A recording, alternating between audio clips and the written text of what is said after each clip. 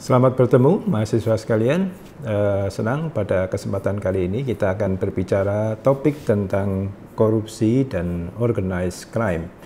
Dua sisi yang saling berhubungan satu sama lain. Jadi pada prinsipnya korupsi itu sebenarnya adalah merupakan pekerjaan yang besar dan complicated, sehingga biasanya korupsi ini dilakukan oleh orang-orang secara berkelompok dan terorganisir, ya, khususnya untuk korupsi-korupsi yang bernilai besar dan multisektor, sehingga di dalam cara mereka merampok uang rakyat atau melakukan extortion atau juga penyimpangan-penyimpangan yang lain, itu diperlukan pengorganisasian dari aktor-aktor yang berbeda pada sektor-sektor yang berbeda, yang masing-masing itu diatur oleh gerombolan itu untuk memanipulasi, menyelewengkan, lalu kemudian mengambil uang secara tidak sah atau sumber daya lain, termasuk juga misalnya di bidang pertambangan, di bidang perdagangan, ya, ekspor import, kadang-kadang sesuatu yang tidak dibutuhkan secara real tetapi justru diadakan karena untuk rente bagi mereka yang melakukan korupsi tersebut, ya. Sehingga yang namanya korupsi itu, terutama grand corruption, itu biasanya dilakukan di dalam satu organisasi atau organisasi kriminal atau kegiatan kriminal yang terorganisir. Nah, organized crime itu diatur di dalam berbagai macam konvensi internasional untuk mencegah adanya kriminalitas yang terorganisir. Misalnya ada Convention of Palermo atau Palermo's Convention yang disahkan pada tahun 2000. Itu disebutkan di dalam artikel atau pasal 8 tentang criminalization of corruption, yang dimana di dalam artikel tersebut setiap negara yang menyetujui atau meratifikasi konvensi tersebut harus bisa mengusahakan segala macam upaya untuk mencegah korupsi, khususnya korupsi yang terorganisir di dalam satu sindikat. Sehingga setiap negara yang meratifikasi konvensi Palermo itu pada prinsipnya harus aware bahwa korupsi itu terjadi di dalam satu tindakan yang berkelompok, dan tindakan yang berkelompok itu tentu saja ada pengorganisasian yang canggih, dan untuk itu negara harus mengambil tindakan-tindakan yang mencukupi untuk memastikan bahwa korupsi secara organized crime itu bisa dicegah dan diatasi. Organized crime itu sendiri secara definisi itu adalah group of 3 or more persons that exist during certain time. It acts by previous agreement with the objective of committing one or more serious crime, yaitu kriminalitas yang diancam lebih dari 4 tahun penjara, with the aim of obtaining financial or other material benefit. Jadi organized crime itu adalah pengelompokan atau pengorganisasian 3 orang atau lebih, ya, dan bertujuan untuk melakukan kejahatan di dalam bidang finansial atau kejahatan yang lain, yang mana kejahatan itu diancam dengan hukuman minimal 4 tahun penjara. Dan biasanya organized crime ini di samping mereka bertindak untuk tujuan kriminalitas, mengambil harta kekayaan orang lain atau juga negara, mereka biasa menggunakan violence atau kekerasan di dalam mencapai tujuan tersebut. Nah, level hubungan antara organized crime dengan korupsi itu di dalam beberapa konsep itu ada 5 tingkatan paling tidak. Yang pertama adalah tingkatan suap yang sporadis, artinya dilakukan tetapi tidak terus-menerus, ya, suap itu ketika ada kebutuhan saja dilakukan. Pada level yang kedua itu lebih mendalam, infiltrasi atau kegiatan dari organized crime di dalam melakukan korupsi, yaitu suap tetapi yang berkelanjutan, ya, continuous act of bribery. Jadi seperti payroll, organized crime ini memberikan gaji atau pembiayaan yang terus-menerus kepada aparat misalnya, ya, agar aparat itu memberikan pertolongan, perlindungan, dan berkongsi dengan kejahatan yang mereka lakukan. Pada level yang ketiga itu organized crime bisa melakukan infiltrasi kepada lembaga pemerintah, di mana mereka bisa mengirimkan orang-orang yang dipercaya atau orang-orang yang dipercaya mereka rekrut untuk menjadi bagian dari satu komplotan. Pada level yang keempat, infiltrasi kepada jabatan pemerintahan yang tinggi, higher level of government officials. Jadi mereka mengakses proses-proses pengambilan keputusan di pejabat tinggi, dan kemudian mereka mengarahkan agar keputusan-keputusan yang ada di dalam pemerintahan itu favorable, sesuai dengan apa yang mereka inginkan. Dan pada level yang kelima, ini yang paling parah adalah organized crime, itu masuk menginfiltrasi arena politik. Mereka mendeterminasi agenda-agenda politik, ya, mereka mendanai para calon pejabat, para calon kandidat pejabat, ya, lalu mereka juga menyekolahkan, memberikan fasilitas. Mereka kemudian mengambil keuntungan dari orang-orang yang mengambil keputusan itu untuk membuat hal-hal yang menguntungkan bagi mereka.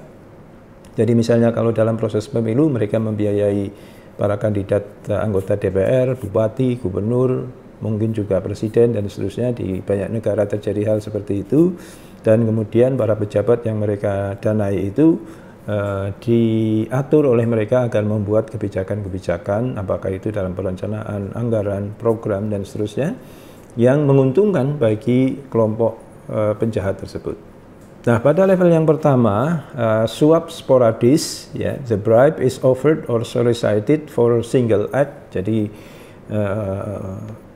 organized crime atau kejahatan yang terorganisir, organisasinya mafia misalnya, atau juga corporate, syndicate, perusahaan nakal begitu, menyuap pejabat pada event atau kejadian atau keperluan tertentu, tetapi secara sporadis, tidak terus-menerus. Jadi misalnya mereka menginginkan adanya satu perizinan yang kira-kira sebenarnya melanggar hukum, tapi dibuat sedemikian rupa agar seolah-olah legal, maka mereka kemudian melakukan penyuapan terhadap pejabat-pejabat kunci yang mengeluarkan perizinan tersebut. Tapi setelah itu selesai, kemudian mereka tidak lagi berhubungan, ya.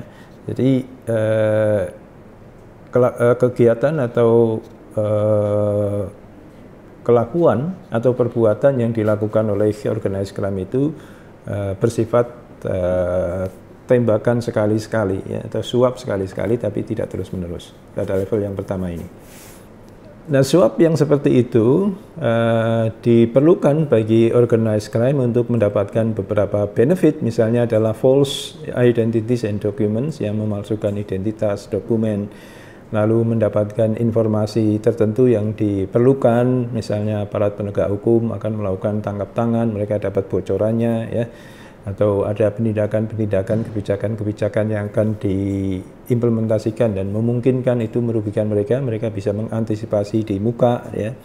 Manipulation of records, memanipulasi laporan, disappearing evidence atau menghilangkan barang bukti, atau juga access to jury identities, atau mereka juga bahkan kadang-kadang bisa melakukan suap untuk mendapatkan akses terhadap keputusan-keputusan dan identitas hakim atau aparat penegak hukum, sehingga mereka bisa mengatur atau meringankan kejahatan yang mereka lakukan di dalam proses-proses persidangan dan penegakan hukum lainnya. Nah, ini adalah contohnya ketika misalnya ada penjahat kartel internasional ingin mengirimkan obat-obatan terlarang ke jurisdiksi tertentu, misalnya ke negara kita, supaya mereka aman, itu mereka menyuap custom officers atau petugas bea cukai untuk bisa melewati border, ya, batas negara, drug yang mereka bawa dari luar negeri kemudian dilindungi atau tidak diurus atau tidak diselidiki oleh custom atau oleh bea cukai atau oleh kepolisian, sehingga mereka bisa menjalankan kejahatan pengiriman barang terlarang itu ke negara kita. Nah, pada level yang kedua, infiltrasi organized crime ke dalam konteks korupsi itu adalah misalnya melakukan penyuapan secara berkelanjutan. Jadi mereka memberikan gaji atau payroll kepada pejabat-pejabat negara, ya, Bribe payments are ongoing to ensure continuous flow of information and protection. Jadi mereka bisa mendapatkan keuntungan dengan membayar secara terus-menerus itu berbagai macam informasi, dokumen, ya, kode-kode rahasia dari aparat pemerintah sedemikian rupa sehingga bisa mereka ambil keuntungan dari proses-proses tersebut. Nah, dengan demikian setiap saat si organized crime itu, apakah itu dalam bentuk perusahaan atau mafia atau sindikat dan sejenisnya, itu bisa selalu mendapatkan informasi for the first hand, informasi yang primer, ya, yang pertama dari aparat pemerintah, dan mereka menyesuaikan kegiatan, aktivitas atau rencana jahat mereka sesuai dengan perkembangan-perkembangan yang terjadi. Ada beberapa kebijakan yang mungkin bisa dijadikan alternatif untuk mencegah kejahatan yang bersifat payroll atau suap yang berkelanjutan itu. Misalnya adalah strength the socio-economic status of public officers with fair and competitive salaries. Gaji dari para pegawai pemerintah mestinya bisa ditingkatkan agar mereka tidak tergiur iming-iming suap dari para penjahat atau orang-orang organized crime yang memiliki maksud-maksud jahat di dalam penyelenggaraan negara. Implement strong penalties for breaches of public duties. Setelah mereka dinaikkan gajinya, diberlakukan sanksi yang keras dan tegas kepada mereka yang mau masih tetap menerima suap, ya. Lalu encourage whistleblower, bisa mendorong adanya saksi kunci peniup peluit, ya, saksi dari dalam yang bisa mengungkapkan kejahatan-kejahatan kong kali kong di antara para pejabat dengan para mafia organized crime tersebut. Train and assign integrity officers to corruption-prone government operations, mentraining, melatih para pejabat pegawai pemerintah agar sedemikian rupa mereka sensitif terhadap hal-hal yang bersinggungan dengan korupsi dan juga hubungan antara pemerintah dengan lembaga atau masyarakat atau institusi yang lain sedemikian rupa sehingga mereka bisa mencegah atau menjaga diri dari perbuatan-perbuatan yang menyimpang. Lalu reduce individual discretion, mengurangi kewenangan-kewenangan mutlak pada individu-individu pegawai atau pejabat agar mereka tidak semena-mena menggunakan kewenangan dan otoritas yang mereka miliki tanpa kontrol. Nah, itu alternatif-alternatif itu bisa dipakai untuk mencegah tipe infiltrasi yang level 2. Nah, ini adalah contohnya, ya, informer case. Jadi mafia narkoba misalnya menginginkan mereka itu terlindungi dari tindakan aparat penegak hukum, mereka menyuap aparat penegak hukum, lalu aparat penegak hukum menyediakan informasi tentang kapan akan dilakukan penindakan, kapan dilakukan operasi, siapa yang melakukan, dan seterusnya, yang mana itu nanti akan bisa menyebabkan organized crime, para mafia itu bisa menghindar dari operasi tersebut dan mempersiapkan diri dari segala macam hal yang memungkinkan mereka nanti bisa tertangkap kalau seandainya tidak mengetahui. Nah, mereka selalu membayar para pejabat atau aparat penegak hukum dalam rangka agar mereka tidak terkena tindakan-tindakan mereka. Di level yang ketiga, infiltrasi organized crime itu adalah mempengaruhi instansi pemerintah pada level operasional.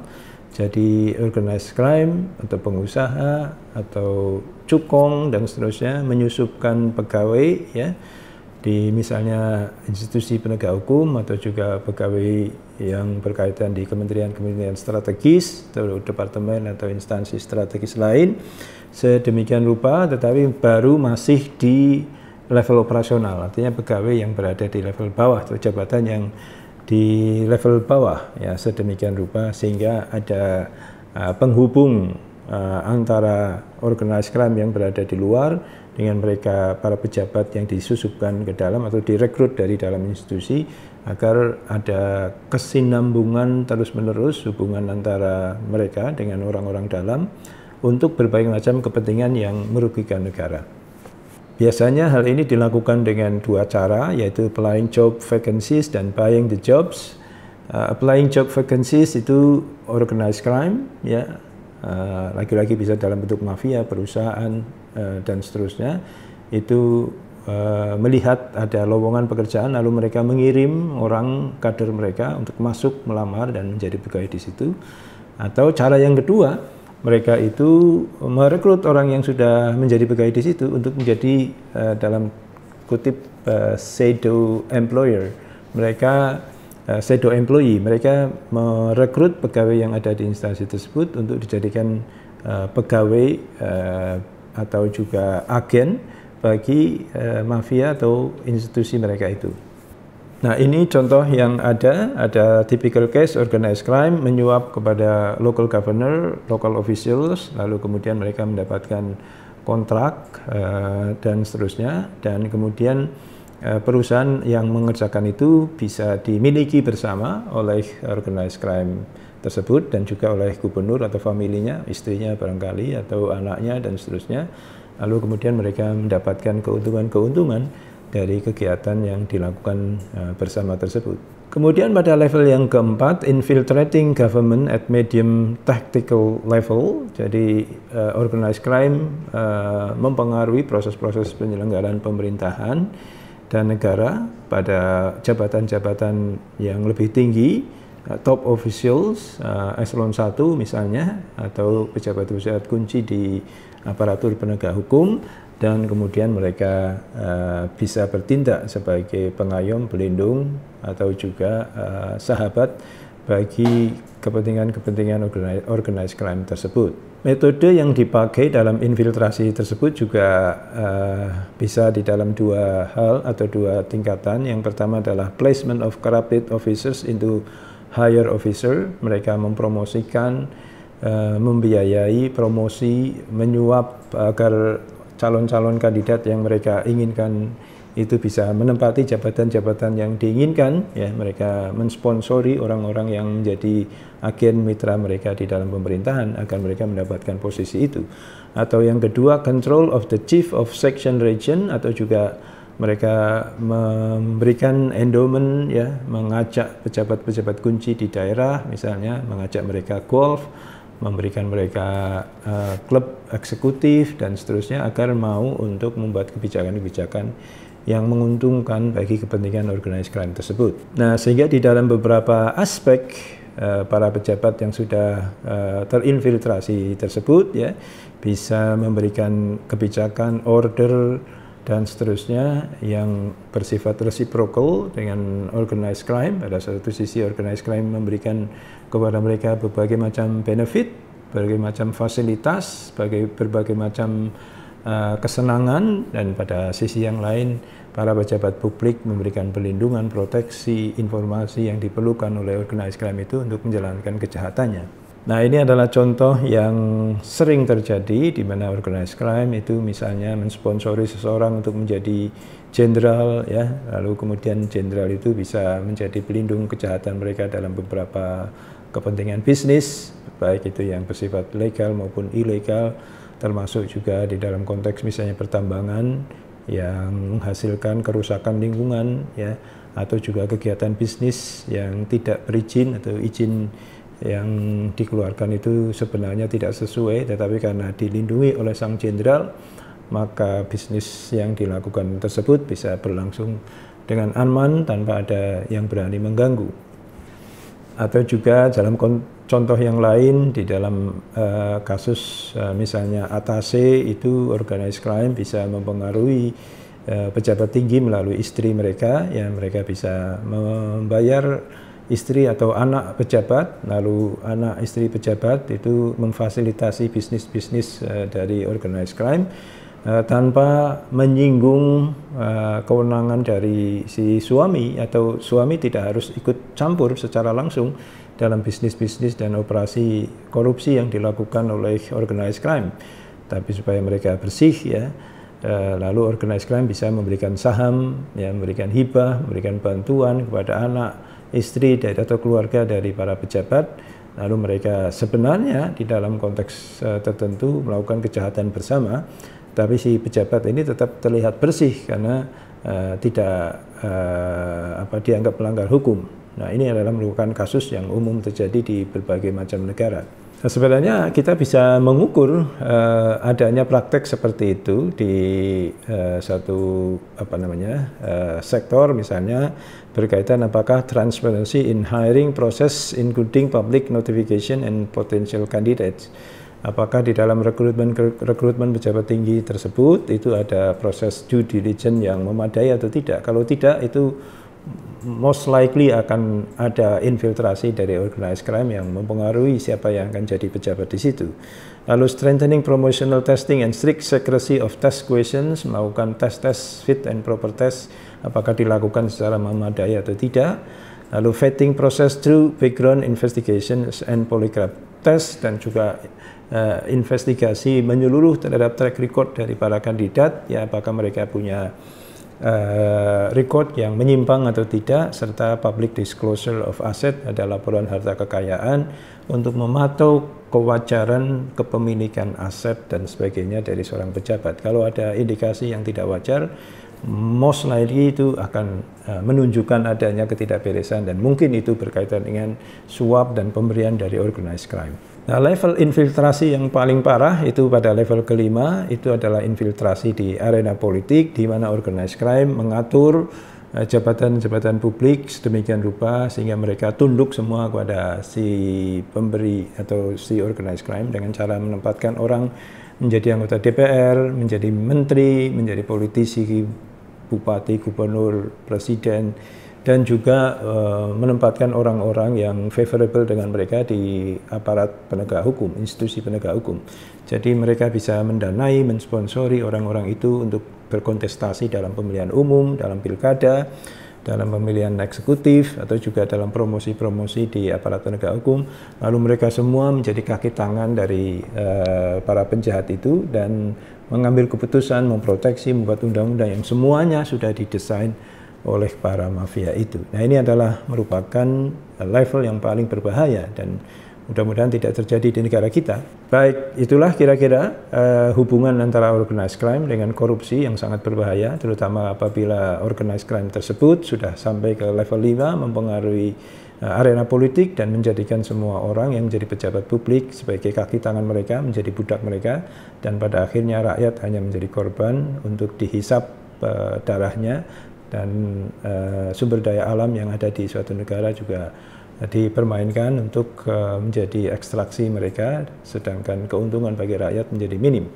Dan mudah-mudahan materi ini bermanfaat bagi kalian semua. Sampai bertemu di lain waktu. Terima kasih.